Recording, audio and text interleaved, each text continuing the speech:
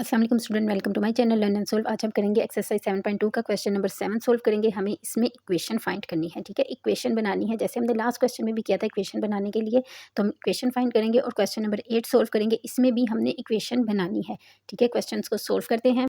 Question number 7 में हमें 2 points दिए गए हैं और बताया गया है कि ये लाइन पर परपेंडिकुलर है, ठीक है। जो परपेंडिकुलर वाली होती हैं ये 90 का एंगल बनाती हैं। जो भी होती है लाइन अगर दूसरे लाइन के ऊपर परपेंडिकुलर है तो वो लाइन 90 का एंगल बनाएगी। ये फर्स्ट पे ए पे ये वाले 2 पॉइंट्स हैं और बी पे हमारे पास ये 2 पॉइंट्स हैं।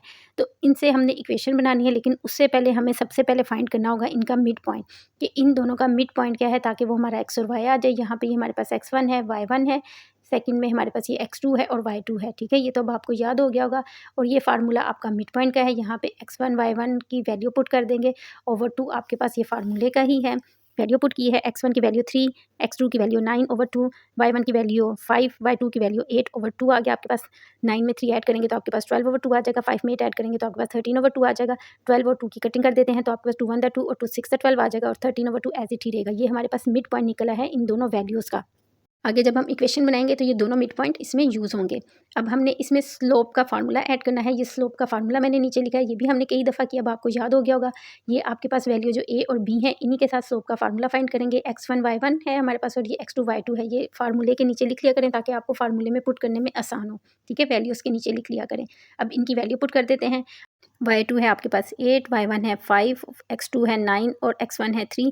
8 में से 5 माइनस करेंगे तो आपके पास 3 आएगा। 9 में से 3 माइनस करेंगे तो आपके पास 6 आएगा। इन दोनों की कटिंग करें, 3 1 3 3 2 6। तो m1 जो हमारे पास आ गया 1/2 आ गया है। m1 हमारे पास ये है और m2 हमने फाइंड करना है। तो m2 फाइंड करने के लिए हम क्या करेंगे, परपेंडिकुलर का फार्मूला इसमें ऐड करेंगे। m1 m2 इज इक्वल -1, ठीक है। ये -1 आपके पास फार्मूले का है और परपेंडिकुलर का ये फार्मूला है। m1 हमने अभी फाइंड किया तो इसके नीचे वो वैल्यू पुट कर देते हैं 1/2, m2 इज इक्वल -1। अब ये वाला जो 1/2 है ये आपका इक्वल के उधर जाके मल्टीप्लाई हो रहा है। इसको -1 से मल्टीप्लाई करेंगे तो आपके पास आ जाएगा m2 इज इक्वल -2। ये आपके पास स्लोप की जो वैल्यू आ गई है -2 आ गई है। अब इक्वेशन जो हमने फाइंड करनी है, जो उसने हमें क्वेश्चन में कहा था, उसके लिए ये वाला फार्मूला याद कर लें। ये वाले फार्मूले की मदद से हम कोई भी इक्वेशन फाइंड कर सकते हैं, ठीक है।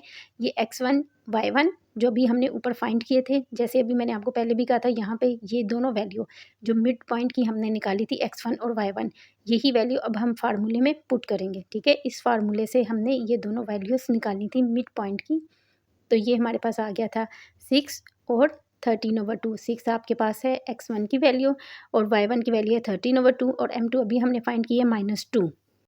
इस फार्मूले में हम ये सारी वैल्यू पुट करते हैं ताकि हमारे पास इक्वेशन फाइंड हो जाए। y एज इट ही आ जाएगा, y1 आ जाएगा 13/2 इज इक्वल m की जगह -2 आ जाएगा, x भी एज इट ही आएगा और x1 की जगह आ जाएगा हमारे पास 6, ठीक।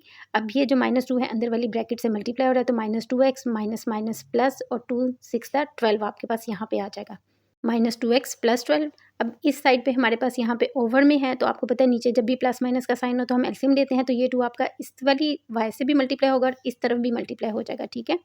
इसका ये एलसीएम 2 हम लेते हैं तो y से भी मल्टीप्लाई करेंगे और इक्वल की दूसरी साइड की वैल्यू से भी मल्टीप्लाई कर देंगे। 2y से मल्टीप्लाई होगा तो आपके पास 2y आ जाएगा। 2 के टेबल में 2 1 पे आता है इसलिए 13 एज इट ही आ जाएगा। इक्वल 2 को हम 2 से मल्टीप्लाई करते हैं, 2x है तो आएगा -4x।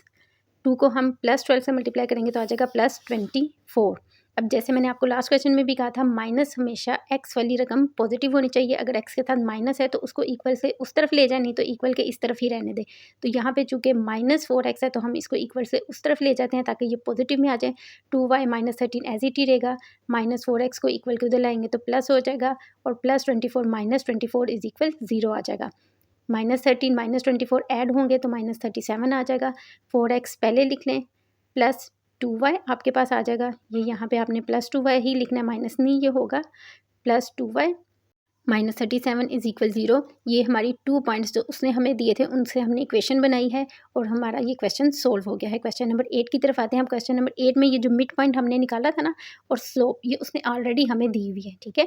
मिड पॉइंट के दोनों पॉइंट्स हमारे पास दिए हुए हैं। स्लोप m1 दिया हुआ है, इसकी मदद से हम सबसे पहले m2 फाइंड करेंगे। m2 फाइंड करने के लिए आपने अभी पीछे जो हमने फार्मूला किया m1 m2 इज इक्वल -1 आ जाएगा। m1 की वैल्यू पुट कर दें, m2 एज इट ही रहेगा इज इक्वल -1। अब ये वाला जो 2 है -1 से वैसे ही मल्टीप्लाई होगा जैसे हमने लास्ट क्वेश्चन में किया है। इसको -3 × m2 तो ये ऊपर आ जाएगा, नीचे 2 इज इक्वल -1। 2 को -1 से मल्टीप्लाई कर दें तो ये -2 हो जाएगा, -3 क्योंकि m2 से मल्टीप्लाई हो रहा है तो ये 2 के नीचे आके डिवाइड हो जाएगा, 2/3 आपके पास आ जाएगा, माइनस माइनस के निशान दोनों सेम है, ये आपस में कट हो जाएंगे, ठीक है। तो आपके पास m2 की वैल्यू आ गई 2/3। ये हमारे पास इसकी m2 की वैल्यू आ गई जो हमने आगे इक्वेशन के फार्मूले में पुट करनी है, ठीक है। अब इक्वेशन का फार्मूला जो हमने अभी पीछे किया है वो पुट करेंगे और ये वैल्यूज़ ये वाली लिखेंगे, ये वाली वैल्यूज़ जो मिड पॉइंट की हमारे पास आई हैं इन दोनों वैल्यूज़ को लिखेंगे x1 y1 और ये m2। फार्मूला हमारा वही है एज इट जो हमने अभी पीछे क्वेश्चन में सोल्व किया है, y आपने एज इट ही लिख देना है और y1 की वैल्यू आपने -6 लिखनी है। इसको ब्रैकेट में कर लें क्योंकि दो साइन एक साथ नहीं लिखते, इक्वल का साइन आपके पास आ जाएगा और m2 की वैल्यू 2/3 आ गई और ब्रैकेट में x वैसे ही रहेगा, -4 आपने फार्मूले का लगाना है और इसको भी ब्रैकेट में कर लें, ठीक है। सबसे पहले साइन सोल्व करते हैं, y minus minus plus y6 आ जाएगा, प्लस में इज इक्वल 2/3 और ब्रैकेट में आपके पास आ जाएगा x + 4।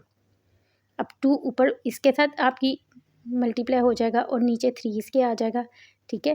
3 इस तरफ जाके आपका इधर मल्टीप्लाई होगा, ठीक है। लेकिन पहले इक्वेशन को देखते हैं, हम इक्वेशन सोल्व करते हैं, 2 को x से मल्टीप्लाई करते हैं तो आपके पास 2x आ जाएगा, 2 को 4 से मल्टीप्लाई करेंगे तो +8/3 आ जाएगा, 3 को उस तरफ ले जाएंगे तो यहाँ पे मैंने किया x वाली वैल्यू पहले लिखनी है 2x + 8 और 3 वाली वैल्यू इस तरफ करनी है ताकि हमारी इक्वेशन सही बन जाए।